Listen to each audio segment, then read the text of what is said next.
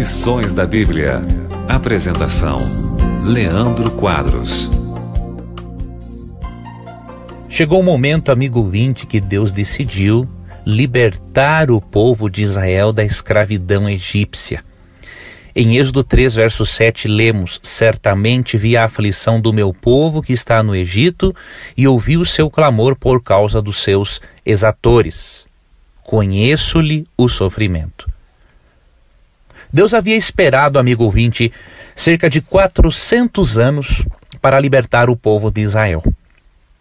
Um dos motivos que encontramos no texto bíblico, em Gênesis 15:16, Deus estava, durante este período também, dando uma oportunidade para que as nações pagãs se arrependessem das suas impiedades, dos seus crimes hediondos. Obviamente não era plano de Deus que o povo de Israel ficasse cativo, mas Deus permite que a história siga o seu curso normal. E Deus permitiu que isso acontecesse porque Deus respeita as decisões dos seres humanos. E obviamente, Deus havia mandado inicialmente José e depois os seus familiares para o Egito, porque Deus com isso preservou o mundo de uma fome terrível, e Deus acabou abençoando o Egito, abençoando os descendentes de Jacó, para que eles pudessem fazer a diferença naquela sociedade pagã na qual eles se encontravam. Porém, obviamente, Satanás sabia disso, e Satanás fez com que o povo de Israel acabasse sendo escravizado. Porém, Deus pode tirar tragédias, pode tirar bênçãos de tragédias, não é? E Deus, ao longo deste período, por 400 anos, ele foi dando oportunidades para as nações pagãs, a fim de que elas pudessem se arrepender dos seus crimes hediondos. Até que chegou o momento em que Deus se manifestou de uma forma muito singular, de uma maneira sobrenatural. Deus aparece para Moisés, como lemos em Êxodo capítulo 3.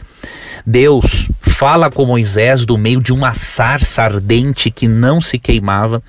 E ali Deus promete que usaria Moisés como seu instrumento para promover o retorno dos israelitas, para que eles fossem libertos da escravidão egípcia e pudessem começar uma vida nova ao lado de Deus.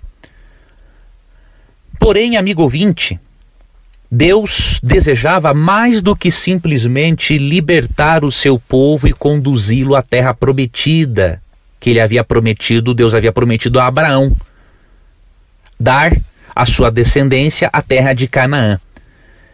Deus queria sim muito libertar o seu povo e conduzi-lo para uma terra muito melhor. Porém, Deus desejava algo mais. Deus queria, além de libertar o seu povo, Deus queria fazer justiça por seu povo. Por muitos anos, os israelitas trabalharam de forma escrava sem receberem devidamente por isso. Então, de acordo com Êxodo 3:21, Deus fez com que os egípcios dessem muitos bens, incluindo ouro, prata, para que, como uma forma de pagamento pelos anos de trabalho que os israelitas haviam prestado para os egípcios. Só que, além disso, Deus tinha um outro propósito muito, muito importante. Ao libertar o povo de Israel do Egito, Deus queria formar uma comunidade que servisse de modelo para as nações pagãs. Ao Israel servir de modelo para as nações pagãs, por meio de Israel, Deus evangelizaria e abençoaria o mundo. Este era o propósito de Deus.